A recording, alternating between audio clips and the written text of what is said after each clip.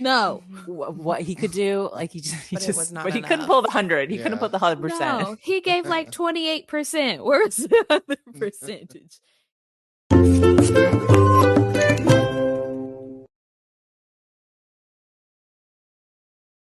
Hey, and welcome to another episode of the Anime podcast. My name is Josh, and we are so excited to be with you once again this week, delivering those redemptive analogies that you look forward to.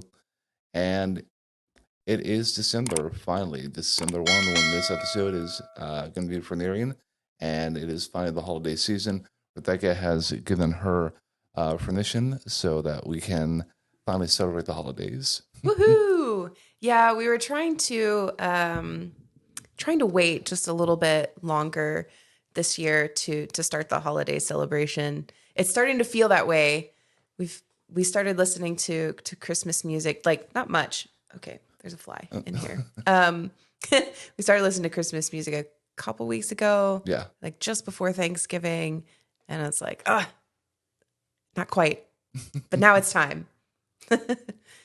Yeah, so and we give all of you permission to do this as well. So you have Annalia's stamp of approval to finally start celebrating the holidays. And do let us know too in the comments when you start celebrating, because there's a lot of people who start celebrating like November 1. Yeah, like right after Halloween. Right after Halloween. So let us know.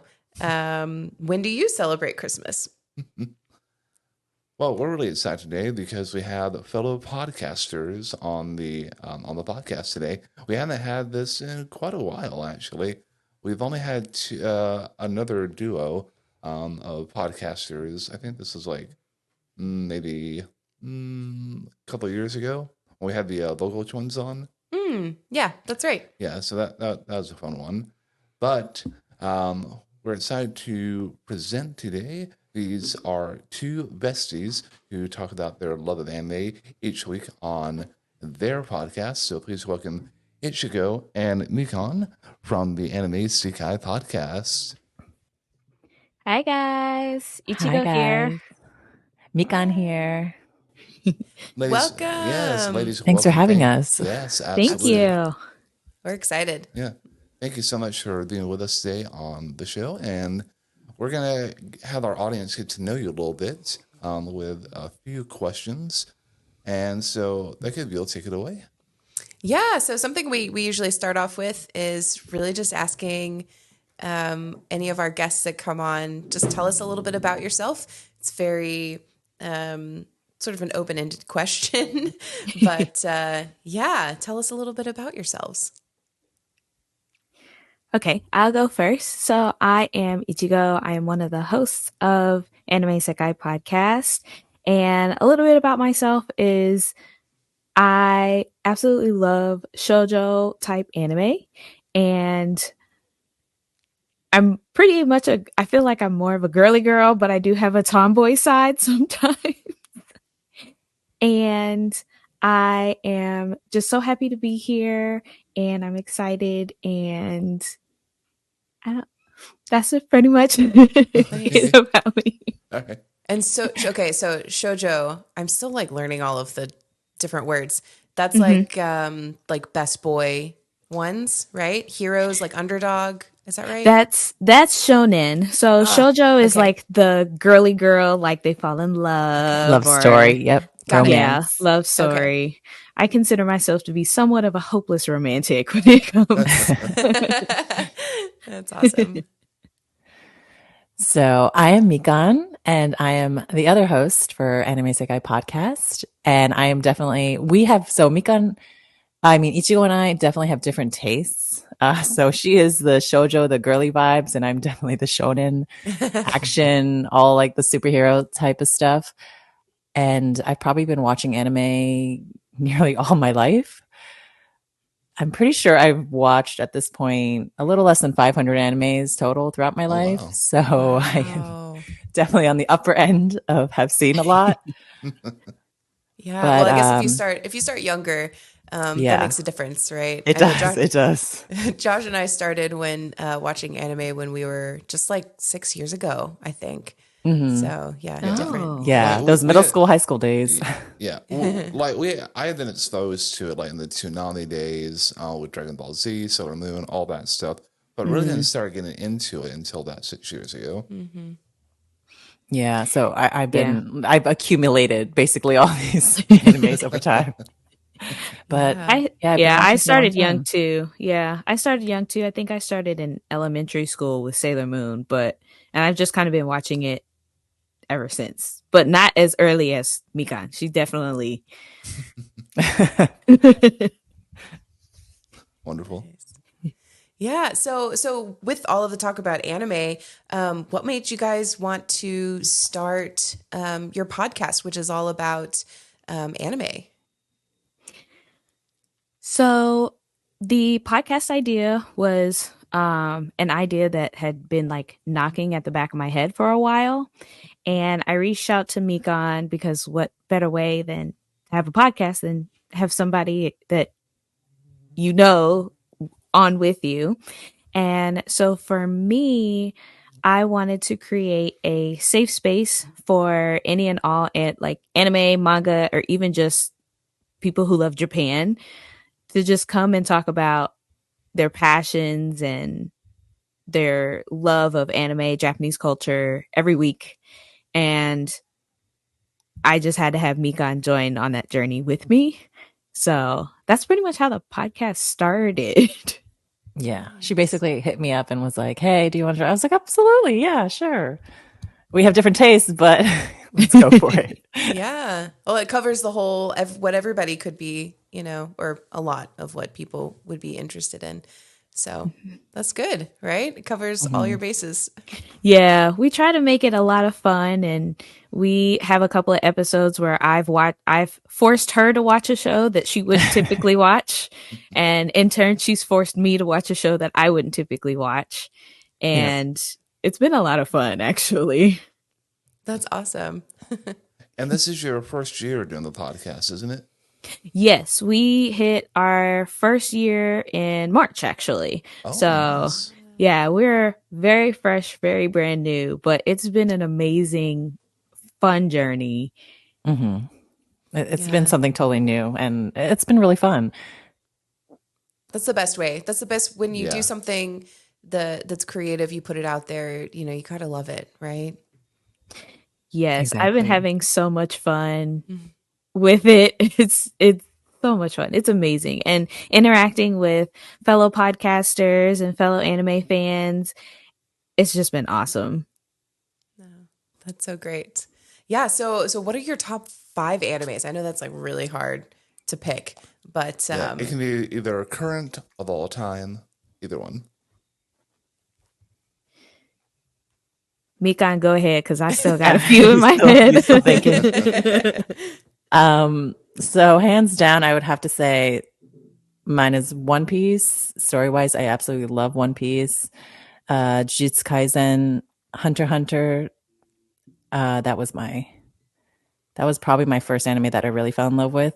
Then Full Metal Alchemist Brotherhood, and maybe Senko Roll, which is not really that well known. It's a movie, but I really love it. Those are probably my yeah, top. I hadn't heard of that one. What's that one about? The last one you mentioned. It's kind of a weird one, and it's basically known for one person making it, and that's why it comes out.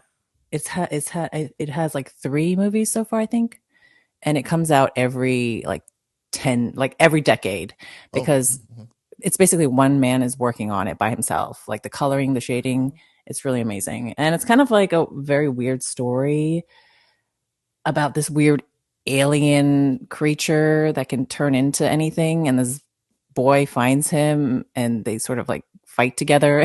It's very random, but it's very cute and I highly recommend it. Okay. I might have to check that out. For me, and I'm still sitting here thinking of everything. My number one of all time for me personally is and will always be Sailor Moon. I am a huge Sailor Moon fan. And I would say after Sailor Moon, it would probably be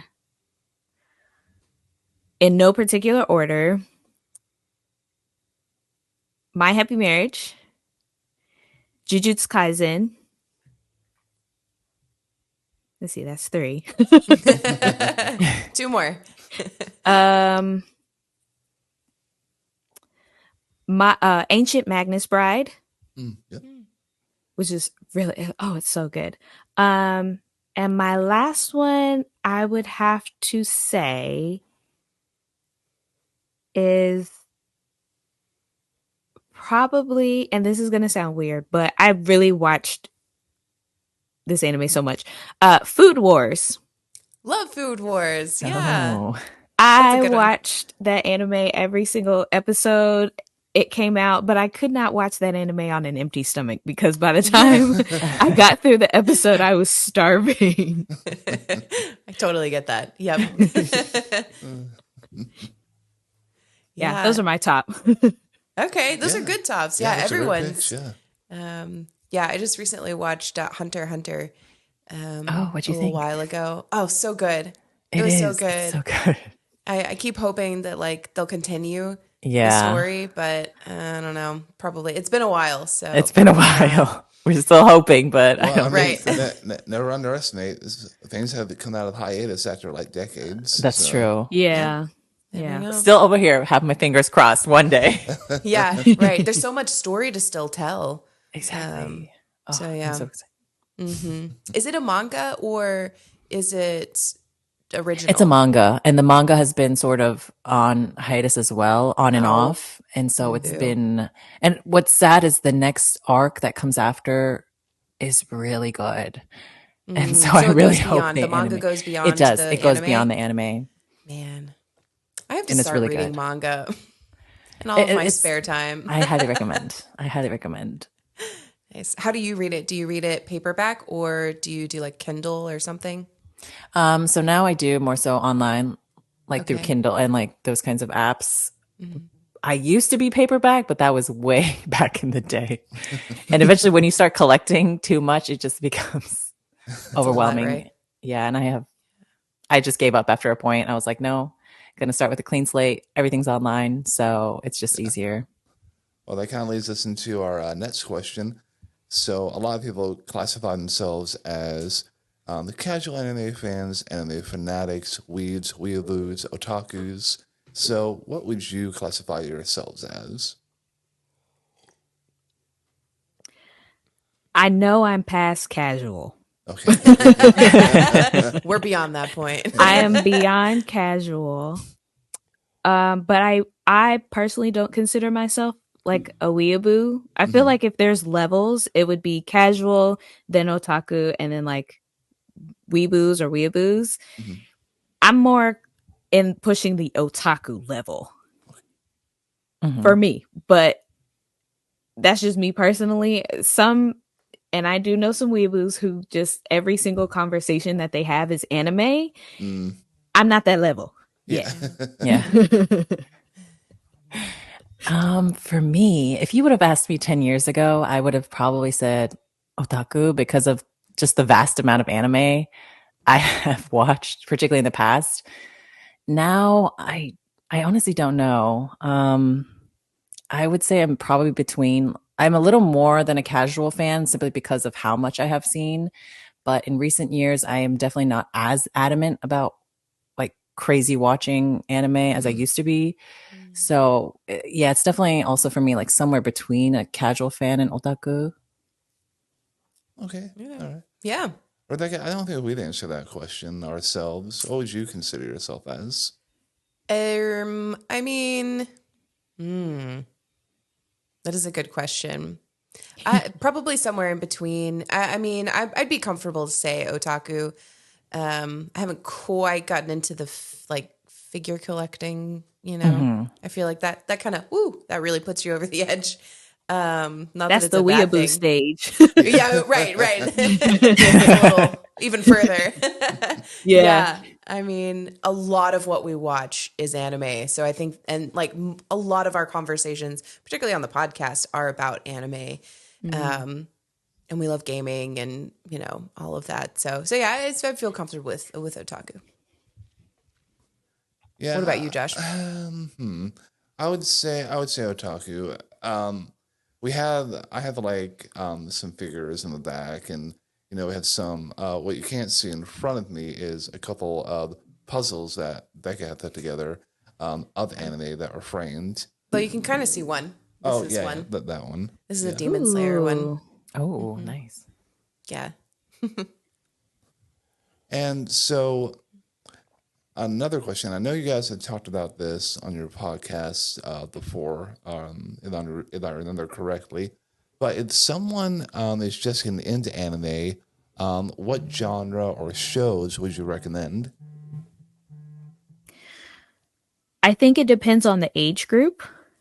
If it's someone our age, if I know that person very well, because I do have quite a few friends that are not anime fans that have asked, I typically start out something lighthearted, something new. So, um, I have actually recently made a suggestion towards My Happy Marriage, or um, there's another one that it was really lighthearted, and I think it's Happiness and something. I'm drawing a blank. Oh, are you talking about Happiness and Lightning? Yes. Yeah. Yeah. It's just a really kind of warm-hearted type show, but it also depends on the type of person. If I know that person is more of like a hopeless romantic, I suggest shoujo. If that person I know is more action, then I would suggest Jujutsu Kaisen or Demon Slayer, or even My Hero Academia. But I can't necessarily suggest someone because I haven't finished it. So Um, for me, I would definitely, it really does depend on the person. If I know their taste a little more, if I know they're kind of like Ichigo and they really like the romance, it would be more of those shoujo types that I actually like. Ao Harurai, that's like one of my favorites. But yes. for me, I absolutely love shonen, so I would probably be like watch Jujutsu Kaisen, especially because now that is a popular one and a lot of people know it.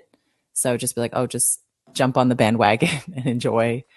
Also, there's a lot of movies that I don't think are as well known, but like for instance, as I mentioned, Senko Roll, I love it, and I think it's very weird and quirky, as well as like Summer Wars, how like little movies that they could just watch to sort of dip their toes into instead of like committing to a show, like a full show. Yeah. And if they have kids and they plan on watching it with their children, I would also suggest a majority of the Ghibli movies, Oh yeah, those are just really because good.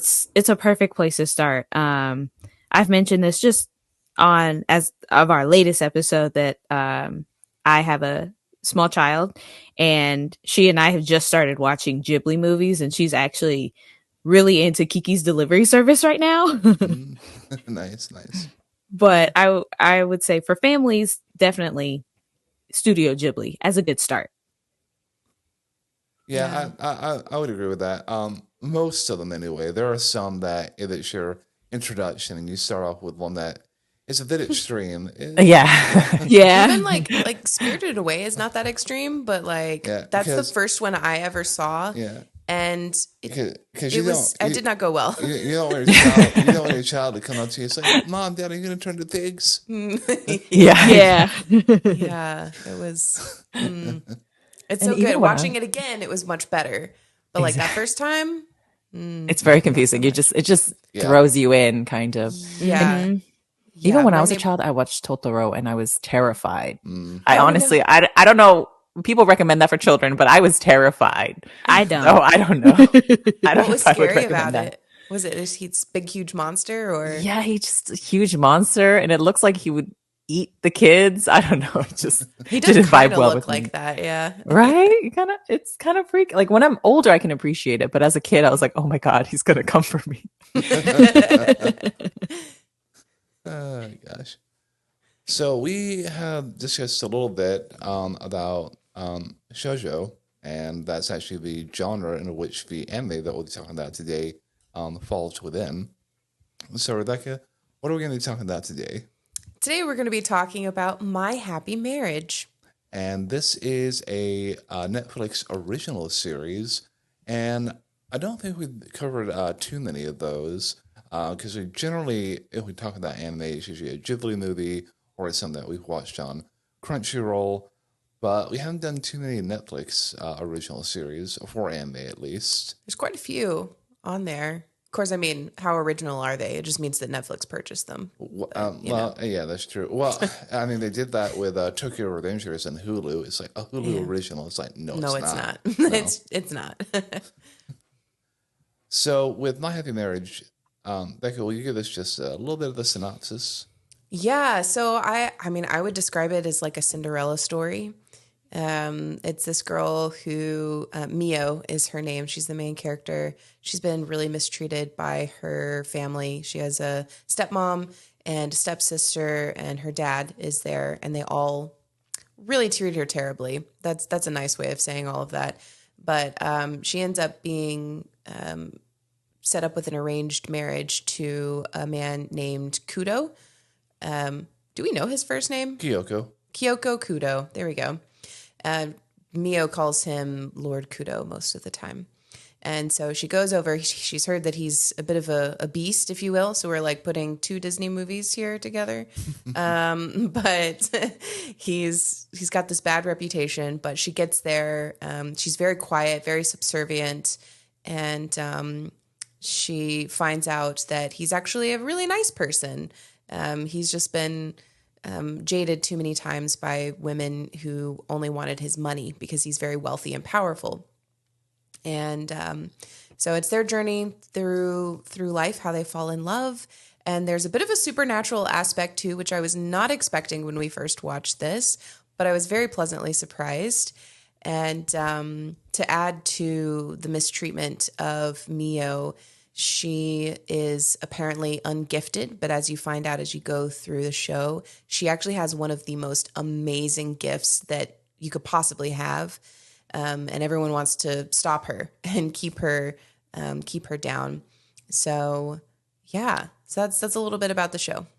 So Ichigo and Mikan, for your perspectives, what were your first impressions with My Happy Marriage? Most definitely that this was a Cinderella story. Yes. And the opening theme song to the show, it's when you translate the Japanese, she's basically talking about how is it okay to be like the Cinderella in the story, and this show is absolutely beautiful. It really is. I enjoyed it so much, and I kind of wish that I would have binged this show rather than watch it every week, because at the end of each episode, I was like, I need more. Yeah. And because it's on Netflix, I'm not used to having to wait another week for a show. That was the only downside, but the show itself is beautiful. The opening theme song is beautiful. I actually love shoujo that have a timepiece on them. And timepiece meaning that they are set in a certain time period in Japan. So I believe this is before the Meiji era, or it might be shortly after the Meiji era. I can't necessarily remember, but I have no words. It's beautiful. I love it. Yeah, that opening scene, cozy vibes. Oh, Yeah. it's so good. So Definitely good. have that song on repeat. Yes. Yeah, so this is definitely Ichigo's type of story, 100%. Usually I'm not like the biggest shoujo, and I'm also not into timepieces as well, which Ichigo is. I like more modern day type of romance, school, like high school, college type of age, like romance or even adult, in current day. But this kind of surprised me because I also didn't know it was supernatural. Yeah. So at first I was a bit confused, like, wait a minute, what's going on? And then they were like using powers and whatnot. I was like, wait a minute, this is not what I signed up for. But I did enjoy that, actually. I did enjoy that aspect. And although it was very cliche written, I do also feel the characters, particularly Kudo, was a bit of a breath of fresh air because he was sort of a trope breaker Yeah. in a sense that he didn't turn out to be this like terrible male character, which I find a lot of times are the protagonist males in shoujo type of dramas. They're like the bully, and the story follows them and how they change. But I feel like he was good basically from the get go, and he just became better, which I really liked. And I just overall, I did enjoy the story. I thought it was very, very cute. Yeah. Yeah.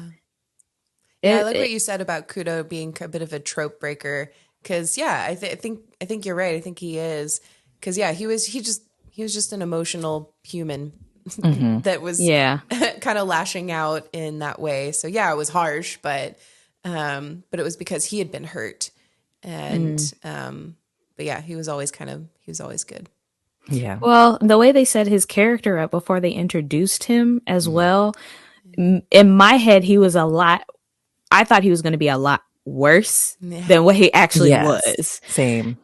especially because the Mio's younger sister was like, "Oh, you're going to go with him? I'm going to see how long you last." And Mm.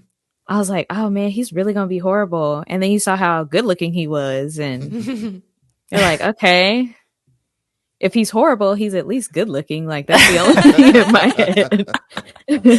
In my head, and I was like, "Okay, I don't want him to be horrible, but he is nice to look at." Mm-hmm. And he wasn't that bad. Like No. Yeah. he He had wasn't. his No. no, he had his moments where I felt like he could have expressed himself a little better, but Yeah. But he was human. overall, yeah, Right. Mm-hmm. you could tell he was a hurt individual Yeah. who was just like, okay, well, eventually she'll leave me too, like everybody else has. Yeah.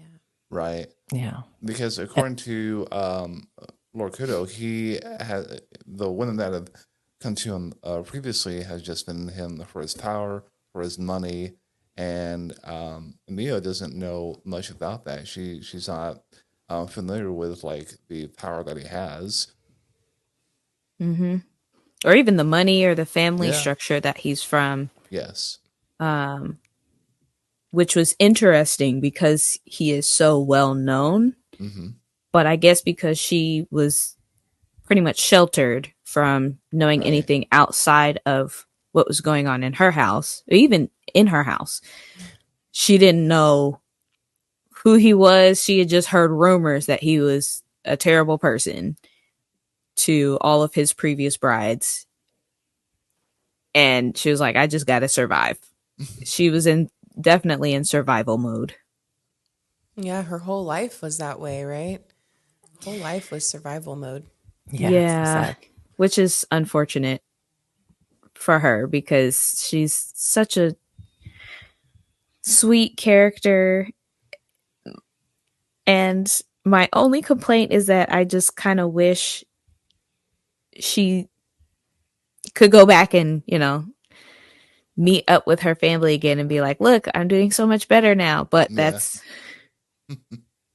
Season maybe we'll two. see that. Season Yeah, two. maybe we'll see that in season 2. But at, at least I wanted to see a little bit more for her. The whole time I just kind of felt sorry and felt pity for her, which I think Yeah. that was part of her character development because, like you said, she's the Cinderella of the story. And when you compare that to the Disney movie, Cinderella was kind of, I don't want to say sad and pathetic, but I'll say quote unquote sad and pathetic up until she meets the prince. Yeah. And the difference between Cinderella and Mio is that Cinderella was almost like, well, now that I have the prince and I have fallen in love. I'm happy now because she has fallen in love. But in Mio's case, she had to come out of whatever it is that she was feeling on herself, feeling down on herself, feeling sad for herself before she could see herself with Kudo, which I Mm-hmm. really liked. I really enjoyed that perspective of it. Yeah, she definitely goes through some great character growth because her whole life she's felt she's worthless and she's been mistreated and goes along the same, kind of like the same Cinderella story that we've come to know and hear of many times. And it gets to a point where, like, oh, well, somebody actually cares for me. I'm actually doing something meaningful. And you can see that slow progression. Still has some doubts and still doesn't consider herself worthy through much of the first season. The Rebecca, um, there comes a scene where she actually faces her ultimate enemy, Mm. and so you want to talk Mm-hmm. about that in just a moment. Oh, yeah, definitely. This was the huge turning point in the whole thing. So Kudo has been stuck in this like dream state. I forget exactly what was going on, but he was stuck in this dream state. And she goes in to rescue him because she has these dream powers, the dream catcher, dream something. And so she enters into this state using her powers, and instead of going right to Lord Kudo, she ends up in the house where she grew up, and facing herself. And it's this image of herself that's the really sad, bitter, negative version of who she used to be. Basically, it's her past self and what she used to thought. It's her inner thoughts of what she kept thinking right in front of her. And so she faces this version, and basically to defeat this version, she says, "You know what? I am making the choice to believe in myself, to believe in the version of me that Lord Kudo sees, and he sees someone beautiful and worthy. And that is who I'm choosing to believe." And then she ends up fighting through the thorns, and she gives her a big hug and is like, "It's okay. It's going to be okay." And just like, wow, what a beautiful picture of that self-talk that is so important when we are dealing with negative thoughts and self-esteem issues. And it's making that choice constantly when you have a negative thought coming up to say, "You know what? I'm going to choose to not believe that." Because you don't have to listen to that little voice. Most of the time, that little voice is a liar, and you don't have to listen to it. And I just love that visual representation of choosing to be someone different, because you can. You can choose to be someone different. It takes a long time. It took her a long, like the whole season to get to this point. So, and that just shows for us, making choices for self esteem and to improve. It's not a one time fix. It's not a one time battle. You battle it out with yourself and then boom, it's done. No, this is a constant thing. It takes a long time. And then before you know it, every time that you face that side of yourself, the longer the intervals in between are. And you look back and you're like, wow, okay, I can actually believe in myself. So I don't think Miyo's journey probably isn't done with self-esteem. I would imagine that'll start to come back up for her in season 2. But she did the hard work of that initial first step. And I was so proud of her. Very emotional. Yeah, I completely agree. That was definitely, in my personal opinion, with all the different types of shoujo anime that I've seen, one of the best, not the best, but one of the best or the better character developments for the female character, where they are more down on themselves and then they have to kind of pull themselves out of that feeling of self-hatred, worthlessness, and things like that. They're pulling, and we see the representation, like she is physically hugging herself, pulling herself out. And with that scene alone, I thought of, so many people throughout the world that um were hurt as either a child that has kind of carried that with them throughout their lives and even into their adult lives, to where they have to then take a step back and kind of forgive themselves. This is a visual representation of, I guess, in a way, of her forgiving herself. Mind you, she didn't do anything wrong, Yeah. but of her forgiving herself for feeling down on herself, or her Mm-hmm. coming to love herself despite the things that have happened to her in the past. And I think that that is a very important lesson for anybody on this planet. Yes, I would agree. Yes, I agree. I feel like the reason why I actually don't like a lot of shoujo or female protagonists personally is because a lot of times they are portrayed a bit like Miyo where they're very shy, they're very quiet, or they don't believe in themselves. And I definitely prefer a lot of the male protagonists that do show this confidence, even if it's blind confidence. They're often just portrayed as they just bulldoze through. But I did appreciate that this show was able to give her a little bit more of that final end where she's like, I do have to love myself. And one of the reasons why I actually liked Kudo in this sense is because usually for me, when I've watched shoujo, a lot of times the female heroine has to sort of magically fix the broken personality of the male protagonist. Mm-hmm. But in this case, I feel like it was Kudo that said, hey, I have to help her out and help her through her trauma. But at the end of the day, he knew he could really only support her, and she would have to, in the end, put the work in herself. And she did. And I thought that was kind of it's probably not a new take, but like it was sort of refreshing to sort of see that type of switch, in my opinion. And I really did like that. It was almost like two broken pieces coming together to make one whole piece. And there is, and I've forgotten the word, but there is a word in Japanese where in pottery, where you have two broken pieces and they put it together with gold, and it makes the broken item brand new again. And so with their relationship, there are two broken pieces that are being put together by gold, which is in this case, I don't want to say the powers that she has. That's not what I'd say, but they're being put together by their love of themselves and in turn their love of each other. That is the gold piece that is kind of molding to put two broken, essentially, people together. Yeah, I love that analogy. Kintsugi. Yeah, there we go. Yeah. Kintsugi. Yeah, I remember reading about that at some point, and that totally fits. And it's like in the Japanese belief that what was broken and put together now again through this process is even more beautiful by being broken and put together. And that's really cool. And I love the Lord Kuda's character. He comes off, very like standoffish, and when we first present him, it's like, oh well, he's just like the stepsister and the stepmother said that he would be. That he's very harsh, very rash.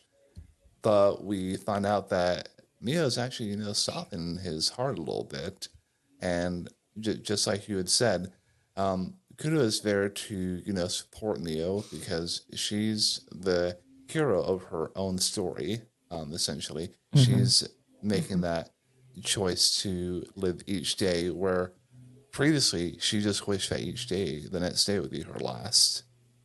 Yeah, she was really quite depressed and suicidal, as we find out. We knew she had low self-esteem, but she was dealing with pretty severe depression and suicidal thoughts, which is, a lot. She even made a comment to one of the things she said to Koji when they just found out that he was going to be marrying the sister Kaya. He was like, "You're not disappointed in me, or you don't resent me?" And she was like, "Oh, Koji, how could I resent you when I've distanced myself from any sort of feelings?" That hurt. I was like, "Oh, don't do that. That's not healthy." Yeah. Yeah, and she, a lot of her self-talk too, even, there was, I forget what she was talking about, but I think it was the new kimono that she got before she went to go see Lord Kudo. She was like, "Oh, this kimono is so nice. There's no way that it would ever look good on someone like me." So it's this constant self-talk that is negative. Well, and I think the kimono that he bought, particularly the Sakura one, reminded her of her mother. Yes. Right. Yeah. And so I think in that instance where she was like, "It wouldn't look good on me," and then the next scene that you see is her remembering her mother in a kimono just like that. And I think that's in a way of like her thinking my mother looked so beautiful and she was worthy, and you know, everybody, well, not everybody, but you know, she was quote unquote loved. Mm-hmm. And I think that's just, it was her way of saying I'm not like my mother. My mother Mm-hmm. was the only one who truly loved me, and she's not here anymore. So there's no kimono in this, like even that particular kimono that looks just like my mom's, it's not going to make me look any beautiful like her. At least that's what I got out of that particular scene. Yeah, I think she's also down on herself, but I think part of it is her mother as well. Yeah, I would say so. Um, and I forgot who mentioned it just now. Um, on to the character of Kaya.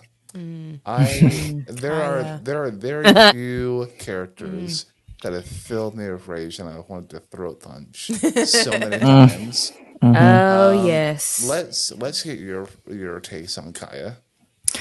Oh, I know Ichigo does not like her, which I agree with. Nope. If I see her on the street, I'm throwing hands. that's that's how I feel. I don't like a lot of, like, I understand that she's technically the villain of the story. It was her and her mom. I'm not a fan of Kaya. I'm not. And I Mm-hmm. don't like the fact that the story kind of made you feel bad for her towards the end, Yeah, because it showed her growing up and she was like, I have to be perfect. She is obsessed with being perfect.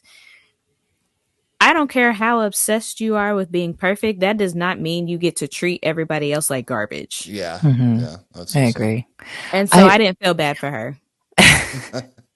I feel I definitely felt some things with Kaya, but I do feel like the two sisters, like her and Mio, were like a representation of sort of what you receive. You know, for instance, Mio never received love. She wasn't taught how to, love herself, let alone other people, loving her and appreciating her. But Kaya was also on the other end of that, where she only was taught to hate this person, was only Mhm. taught to, like, you have to be the best, you have to have the best things, that's what you deserve. And that other girl, me over there, her mom like ingrained in her all these horrible things. And even the dad, like, he was of no help. Ugh. And for The me, dad it's was like when you're garbage. nurtured, yeah, Yeah, he Yeah. was absolutely. And The it's whole like two family, different throw them types of away. nurturing. But that's why I'm like, for me, it's like that was all she knew. Just like Mio, that was all she knew. Mm. And I always wonder, like, what could how do you learn something or accept something about yourself that you have never seen other people around you do themselves, Mm-hmm. Well, because she's given everything. She was Yeah. given Yeah. literally every single thing, including the scene where she finds out what Kudo actually looks like. Mm-hmm. Mm. And everything else went out the window. She was like, I don't want to marry this guy anymore. She went to please to her father, like, please let me marry him instead. And then went behind her dad's back after he said no. She's used to getting her way, and her dad and her mom allowed that because Yeah. Mm-hmm. she supposedly has this power and was able to carry on the family's power. And my other issue with Kaya is, I got a lot of issues with Kaya, but my other issue with Kaya, and it kind of stems off of the mom and dad's relationship. So when they did the backstory of how the dad married Kaya's mother and how Kaya came to be, is that originally the dad and Kaya's mom were supposed to be together. They were lovers. They were originally meant to be. They wanted to get married despite everybody telling them no. And the dad was then forced to marry Mio's mom because of her supernatural ability, Mm. and then produce a child, aka Mio, who is supposed to carry on the mother's power. When she didn't and the mother passed away, he then was able to go back and marry that his original love, which is Kaya's mom.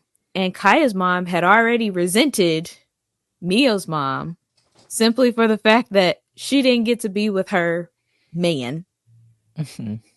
And thus, because I didn't get my way, I'm going to mistreat your child that you were supposed to have who doesn't have any powers. Mm-hmm. And thus, my child will be the best. My child will be the head of everything. And because she allowed Kaya to act in any certain way, even in the opening scene, she was like, Kaya, we have to get you some new clothes.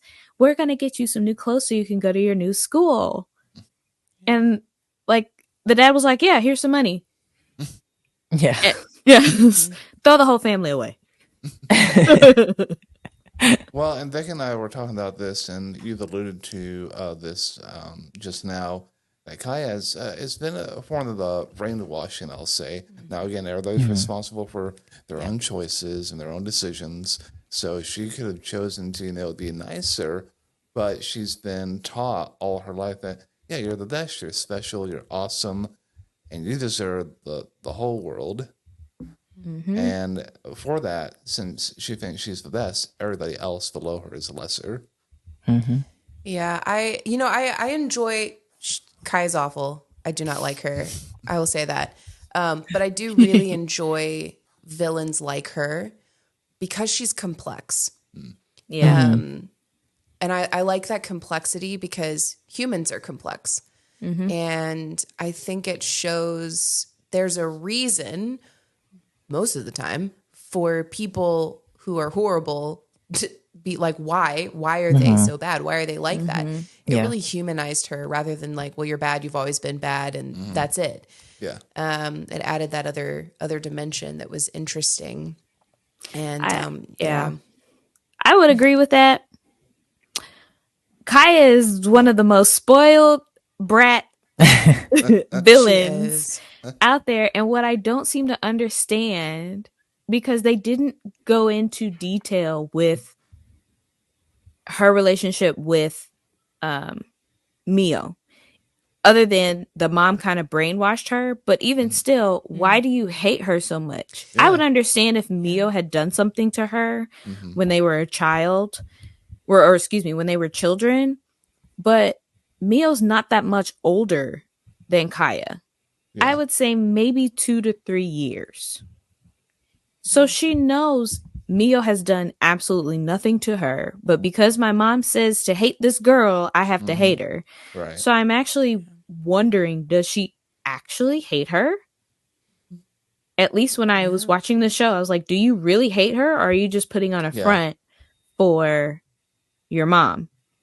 I feel like But that's all she knows. Yeah. It's kind of like that's all she knows. And she doesn't know how else to sort of face her in a sense. She definitely they has these weren't like that feelings. at first. When they Yeah. first interacted with each other, I think even Miyo says like she never really used to be like that. Now, when they meet up with each other on the street Yeah. after she's been with Kudo for a little while, it was one of those instances where the sister, and then Kaya goes back and was like, "Oh, I actually want to marry Kudo." She's trying to ruin Miyo's life, Yeah. but for what reason? Because you've already been given everything. Now your house burned down. That's karma. But but even I'm curious to know why she is so bent on trying to ruin Miyo's life even after everything is taken away from her. Right. Something I would like to see, again, I don't think it will happen, but I would like to see some character growth for Kaya. Maybe in the opposite direction. Again, I don't know if we'll get that, but maybe. And Kaya does have this like brief realization where they've taken Mio, her and her mom, they take Mio back to the storehouse. And Before the fire, you mean when they kidnap her? Yeah, and they kidnap her, and they just slap her around and try to make her renounce her and her arranged marriage to Kudo, and just being awful. Well, when Lord finally comes rushing through the doors and it gets Mio takes me up into his arms to try to get her out of there. Kaya is still just bent on like, oh, you should be with me. This is a mistake. She's a mistake delusional. was made. It's She like is. And so delusional. 100%. and Lord Kudo says, I don't want to hear your future dribble. I'm like, oh. That's exactly what that is. And she still tries to do it at second attempt. He's like, hey, I don't want to hear it. Well, in Japanese, I don't know if you guys are watching the show in English or Japanese, but English. the Japanese version, he basically calls her ugly. Oh. Yeah. So in the Japanese translation, it's almost like he says, I would never be with someone as ugly as you are. Yeah. And up until that point, Kaya had been calling Miyo ugly the whole time. Yeah. Like, he's just with you. That's a mistake, but you're really like this really ugly person. And when Kudo goes in to save her, Kaya's like, you're supposed to be with me. It was a mistake. She's already renounced your marriage. He turns to her, and in Japanese, he says, I could never be with somebody as ugly as you. Yeah, now that you say that, I'm remembering that in the English version, it does say that. That she's ugly. Yeah. And he's definitely, I think I took that as he's looking at her personality. Yeah. Which makes everything else ugly. Yeah. He's like, everything about you is just ugly. Yeah. But I will say, I don't know about you guys. I really wanted to see her at that horrible. So she was sent off as punishment to like a very rich family who is known to treat their servants horribly. So she was sent to that family as a servant to work. I really hope that in season 2, we get to see a little bit of her interaction with that family, because I'm curious to know if that's actually going to humble her. Because even then, the last time we see her, she is still bent on revenge. Yeah, she is. And it can go either way. She's either going to double down, or she's going to maybe slowly be like, oh, wait, I've been doing some messed up stuff. She's really going to be mad when she finds out Miyo has powers, Yeah. because she still doesn't know. Yeah. And part of me thinks, like, okay, she does have the character change and she goes the opposite way. I don't know how I'll feel about that. It's like, I hated you so much. And I don't want to like you if it turns out that she has this change of heart, we'll say. Well, who's going to be the villain then? Exactly. That's what I was thinking. It would probably be the stepmom, because technically the dad and the stepmom don't know that. Nobody from her family knows that she has powers now. Yeah, that's right. Yeah, that'll be some sweet revenge. It will. I think in the second season. That's what I want to see. I need to see more revenge. And I'm not a revenge bent person. I don't want to see. Actually, no, that's a lie. It depends on the show. Sometimes it's nice. It's deserved. Sometimes when it's deserved, I'm like, it feels good. It's deserved. In this case, it's deserved. Yeah. Right? Yeah, it's deserved. I want to see more revenge. How does what is the Gen Z slang? Miyo now has what do they call some drip, I'll say, with her her new powers and I thought that was clothing. Oh well, no, it can whatever. I don't know. I'm not Gen Z. I don't know. I'm not Gen Z either. I'm showing my age here. It's too much to keep up with. Yeah, I did want to talk about Koji a little bit too. Because when we're first introduced to Koji, we think he's the knight in shining armor. That because he says, "I want to take you away from this. I want to be with you forever," and I would like to see that, but Rebecca, I'm sorry to cut you off. Go ahead. Yeah, he's nice to a fault. Yes. Very much nice to a fault. Not even in like the cinnamon roll type of, nice. I don't know. I don't like Koji. I don't know. He just kind of rubbed me the wrong way. I know what you mean, but I also feel like he it was kind of like, oh, I tried, but like he didn't go No, the he didn't. 100%. It was Yeah. like, I tried like the best, probably to his ability or in his mind, No, what he could do. Like But it was not but he couldn't enough. pull the 100. He couldn't Yeah. put the 100%. no, he gave like 28%. Where's the other percentage? His character is, I could tell he tried a little bit and maybe in his small little mind, but and he knows that he was angry at himself. Mm-hmm. That was the thing. Like when he went to ask Kudo for help, he was humbling himself. Or not, I don't even Yeah. want to say humbling himself, but he was definitely putting his pride aside because he knew something bad was going to happen and he knew he did not have the supernatural powers to stop it. Yeah. So what better way to do that than go get somebody that Who can do it? Now my thing is, if he didn't know what the relationship was between Kudo and Miyo at the time, Yeah. let's say Kudo for whatever reason had been mistreating Miyo and really did not care about her. With him going to Kudo, it's like, you have to save her. What was he going to do if Kudo said no? Yeah. But I think he had no other choice. That's the thing. He Yeah. basically was kind of powerless, but I will give it to him because he was the only person who really looked after her before she was obviously shipped off to be married. He was the only Yeah. person, despite everyone hating on her, that did take care of her and that was kind to her, regardless of what everyone said. I still feel like he could have saved her by, even after it was determined that he was supposed to marry Kaya. He could have, you see this a lot, especially with timepieces, anime, shoujo type, where they run off together. And he could have easily taken her and ran off with her somewhere. And that, in a sense, would have been saving her. Kind of like Akatsuki no Yona, where Haku takes Yona away. Well, that's a whole different story, but storyline. But in a sense, he is saving her, right? Then again, Haku's character was a lot more stronger than this other guy. Yeah, that's the thing. I feel like he just wasn't. He just He wasn't wasn't that man strong enough. in a sense. Yeah, or he didn't have the capabilities. But the fact is, when it came time to find someone who did, he set aside his pride and was able to do it. He did have at least enough power to fight his dad for a split second. He lost that battle. Really He did lose the battle. He lost the He battle, tried, but you know.